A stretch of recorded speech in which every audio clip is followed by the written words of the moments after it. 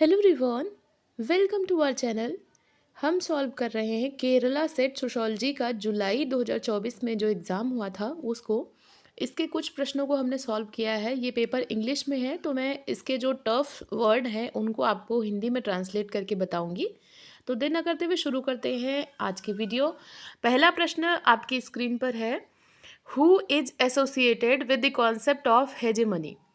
Hegemony का एक जो कॉन्सेप्ट रहा है, ये किसने दिया है?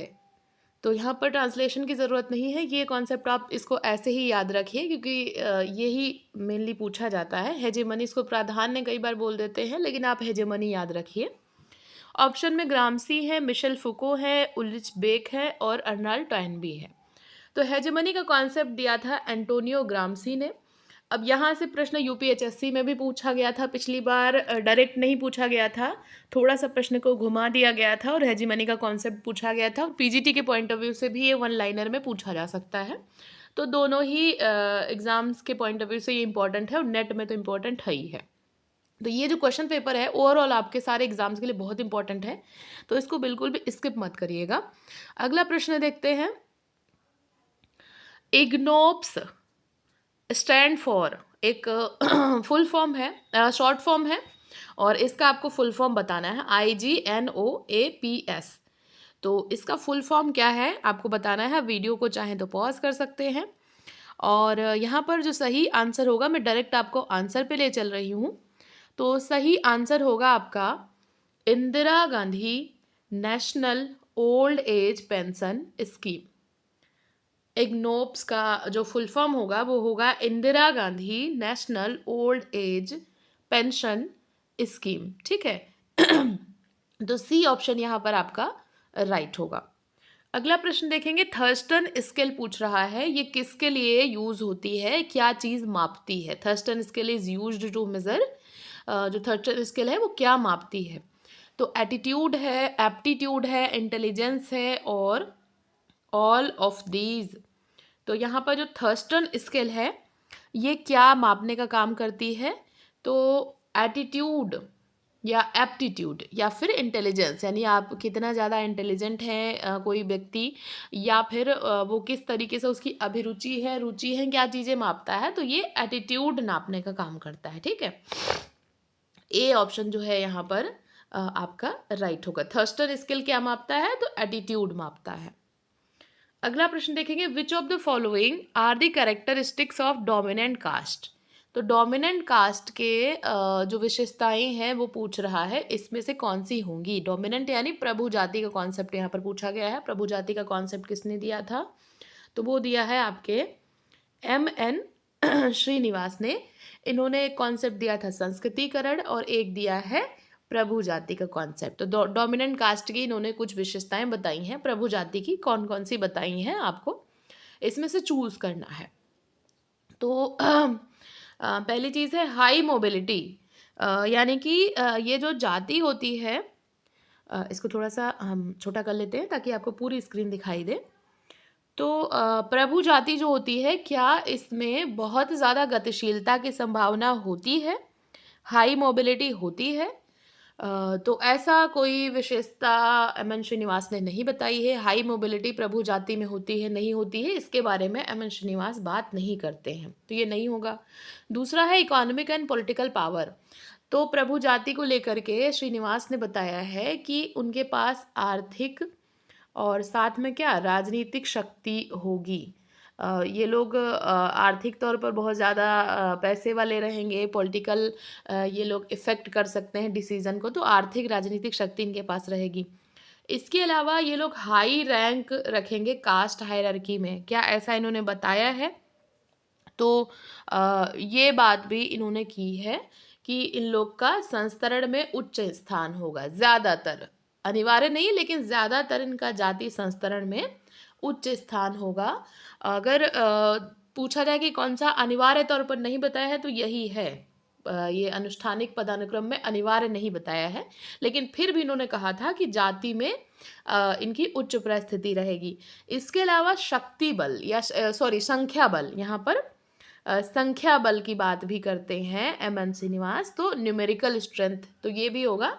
तो 234 आपका डी ऑप्शन में देखिए यहाँ पर है, तो डी ऑप्शन आपका राइट हो जाएगा। अगला प्रश्न हम देखेंगे, which of the following is not an agrarian movement. तो यहाँ पर कौन सा जो है आपका किसान आंदोलन नहीं है, ये पूछा गया है, एग्रेरियन मूवमेंट नहीं है। तो इंडिगो रिवॉल्यूशन है, बारडोली सत्याग्रह है, नक्सलबाड़ी मूवमेंट है और विश्नोई मूवमेंट है। तो यहाँ पर कौन सा है जो कि आपका किसानों के आंदोलन से इसको नहीं कह सकते हैं, किसान सत्याग्रह या किसान आंदोलन नहीं है। तो इंडिगो रिवॉल्यूशन, इंडिगो क्रांति जो रही है, ये भी इसको आप किसानों के विद्रोह में रखेंगे। इसके अलावा बारडोली सत्याग्रह ये किसानों का आंदोलन रहा है, नक्सलबाड़ी मूवमेंट को भी रखेंगे।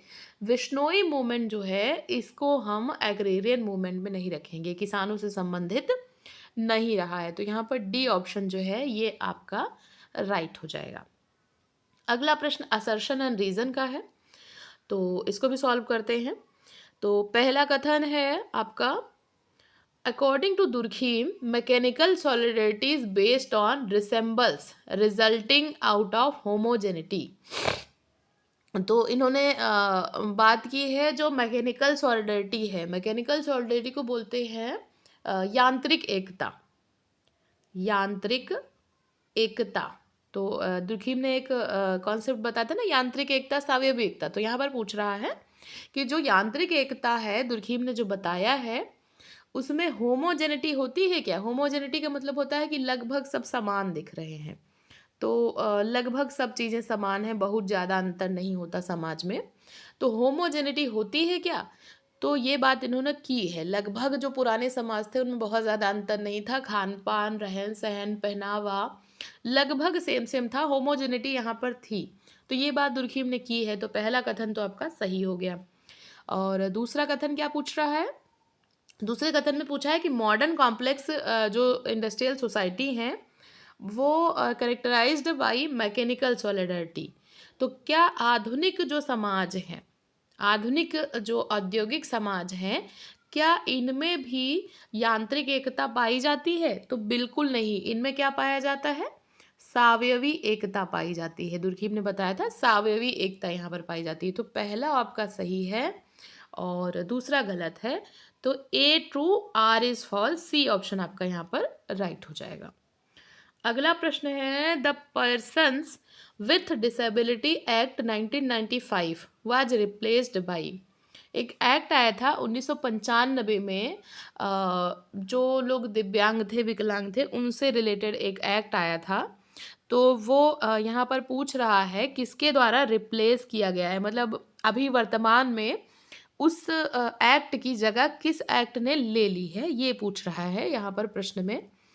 तो 3 एक्ट है, एक 2016 में आया protection of person with disability, एक आया है 2016 में protection of right of person with disability, एक 16 में आया है the right of person with disability act 2016।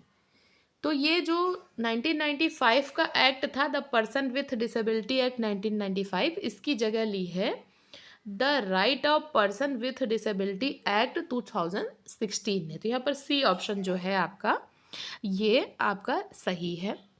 अगला प्रश्न हम देखेंगे, SRSWR स्टैंड फॉर, SRSWR ये यहाँ पर आपका क्या मतलब होगा इसका। तो simple random sampling with rationalization है, simple random sampling with replacement है, simple random sampling without replacement है, या simple random sampling with representation है। तो SRSWR जो है ये यहाँ पर पूछ रहा है, इसका अर्थ पूछ रहा है। तो इसको हम कहेंगे, ये एक तरीके से एक तो सिंपल रैंडम सैम्पलिंग होती है, यानी कि यहाँ पर संभाविता, सामान्य संभाविता जो निदर्शन होता है उसकी बात हो रही है, और उसको रिप्लेस करने विथ रिप्लेसमेंट, ठीक है। SRSWR का मतलब होता है simple random sampling with replacement. ये सारे क्वेश्चंस इंपॉर्टेंट हैं, तो जो भी आपको नए लगे इनको नोट करते चलिएगा। अगला प्रश्न है, scientific method is based on, scientific method या वैज्ञानिक विधि जो है ये किस पर आधारित होती है, ये पूछा गया है। तो ऑप्शन में आपके हैं एक्सपेरिमेंट, ऑब्जेक्टिविटी है, इंस्टीट्यूशन है, इंट्यूशन है और लॉजिकल रीजनिंग है। तो जो वैज्ञानिक विधि है ये किस पर आधारित होती है, तो वैज्ञानिक विधि की बात हो रही है। तो यहाँ पर आपका आएगा कि हम प्रयोग करें तो किसके साथ में, वस्तुनिष्ठता बनाए रखें। ठीक, वस्तुनिष्ठता बनाए रखें, और यहाँ पर हम प्रयोग करें, वस्तुनिष्ठता बनाए रखें और लॉजिकल सोचें। जो भी हम तर्क दें वो हमारे लॉजिकल हो, तो लॉजिकल रीजनिंग की भी बात यहाँ पर हो रही है। लेकिन इंट्यूशन नहीं होना चाहिए, कि हमारा अपना इंट्यूशन उसमें शामिल नहीं होना चाहिए, तो थर्ड नहीं होगा। तो यहाँ पर 1, 2 और 4 होगा, तो 1, 2, 4 यानी कि आपका सी ऑप्शन जो है ये राइट हो जाएगा। थर्ड ऑप्शन आपका 1, 2, 4 ये यहाँ पर आपका करेक्ट होगा। अगला प्रश्न देखेंगे, आइडेंटिफाई द ट्रू स्टेटमेंट्स। यहाँ पर सही कथन आपको पहचानना है, कौन सा सही कथन है। तो देखते हैं इसको, वीडियो को पॉज कर लीजिए चाहे तो, थोड़ा सा वीडियो बड़ी यहाँ पर क्वेश्चन थोड़ा सा बड़ा हो जा रहा है।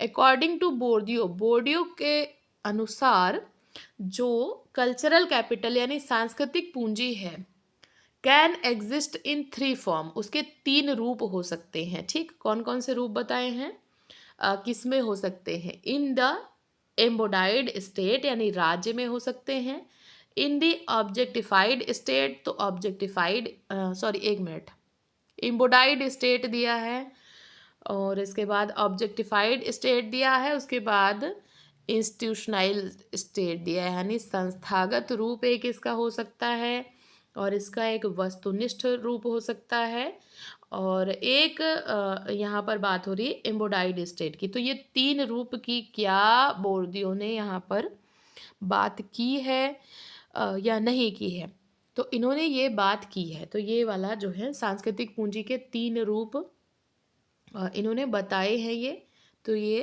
तीनों यहाँ पर सही हो जाएंगे। तो पहला ऑप्शन आपका सही हो जाएगा।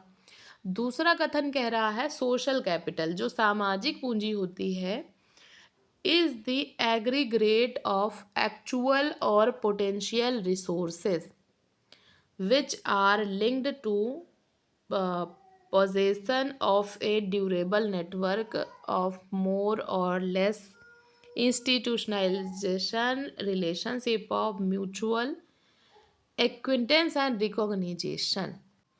तो यहाँ पर बात हो रही है सामाजिक पूंजी की। तो सामाजिक पूंजी में क्या होगा, एक तो एक्चुअल पोटेंशियल जो होगा, आपके जितने संसाधन हैं उतने में, और दूसरे वो जुड़े किससे होंगे, लिंक किससे होंगे, जो वहाँ पर स्थानीय नेटवर्क होगा। ठीक है, ड्यूरेबल नेटवर्क जो वहाँ पर हो, और थोड़ा सा कम संस्थागत होंगे, और इसके साथ में यहाँ पर रिलेशनशिप होगी, कैसी, म्यूचुअल रिलेशनशिप होगी, जो म्यूचुअल संबंध होंगे दोनों के, और उसके बाद यहाँ पर दोनों को बराबर रिकॉग्नाइजेशन मिलेगा, दोनों को बराबर जो है रिकॉग्नाइज किया जाएगा, पहचान दी जाएगी। तो ये बात भी इन्होंने की है। तो पहला और दूसरा दोनों सही हैं, तो इसलिए 1 और 2 आपका सी ऑप्शन जो है यहाँ पर राइट हो जाएगा। तो ये थे आज के प्रश्न। आई होप आपको वीडियो पसंद आई होगी। कोई सजेशन है तो आप कमेंट सेक्शन में बता सकते हैं। इसका हिंदी ट्रांसलेशन है नहीं तो वो सजेस्ट मत करिएगा। और आई होप आपको ये सारी चीज़ें यूज़फुल लगेंगी। ऐसे ही पढ़ते रहिए, अपने गोल की तरफ आगे बढ़ते रहिए। वीडियो देखने के लिए थैंक यू सो मच।